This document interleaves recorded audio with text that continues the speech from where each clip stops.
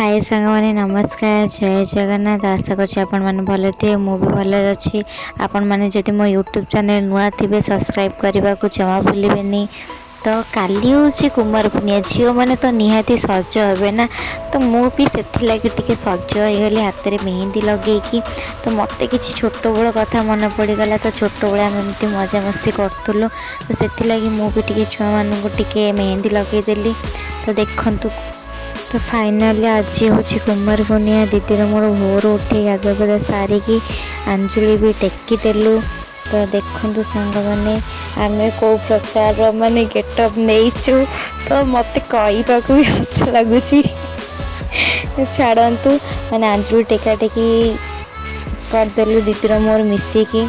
सी मो हाथ को देला मु ता हाथ को देखी सब पूजा सरला मु पड़े आसली घर ठाकुर पूजा करने को। तो पूजा सारिकी माने मु पूरा खुशी हो गली ठाकुर पूजा करी।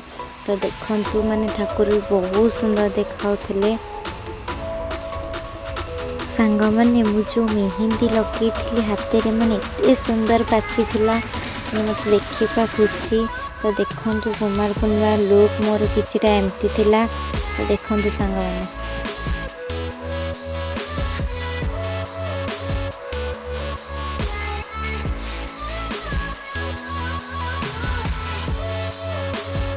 तो 4टा बेले दीदीर मोर जो चांद गढ़ा जो कहती, तो चांद गढ़ तो दीदीर मोर मिसिकी चांद गढ़ीदेलु।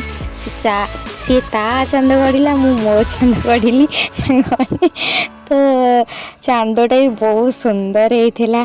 तो आम मिसिकी 4टा बेले दीदीर मोर पूजा करने पलि आसलु। दीदी तार पूजा करता मु ठिया कि मु तो जमी कहती हुड़ी पकड़ फास्ट मु हूँ से।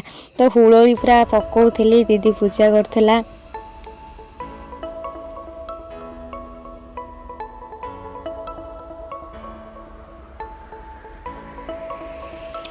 तो दीदीर मोर मिसिकी पूजा करदेलु। दीदी पूजा करथिला मु भी ता सहित टिके मिसिकी पूजा करदेली, किछि हेल्प भी करदेली ताकू।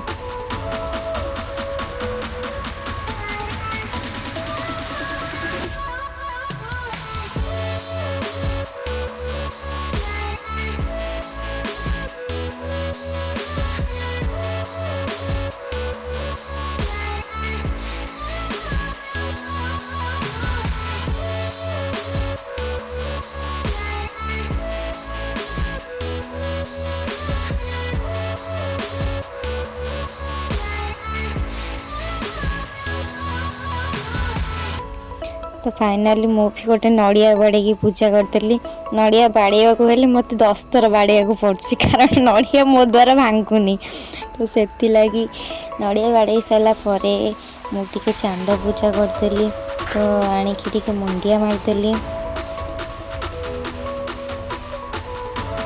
संध्या पलि आसिलु जह्नी ओषा करने को। तो कुमार पूर्णिमा किछि दिन थिबो, तो जह्नी ओषा हुए 5 दिन जह्नी ओषा हुए। आपण मान आड़े होउथिबो जे आपण मान मते कमेंट निहाती जणेबे।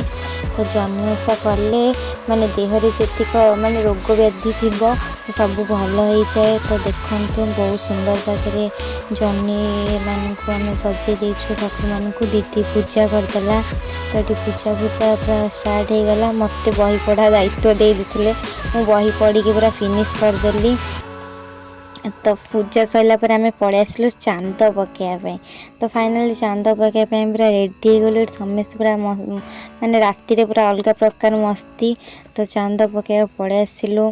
तो देखुन सांग मैंने चांद पकाइबा पलि आसलु। आज ब्लॉग एतिक थिला सांग मैंने। रोची नमस्कार जय जगन्नाथ। आशा करछि आपन मान को वीडियो बहुत भल लागुछ। रोची।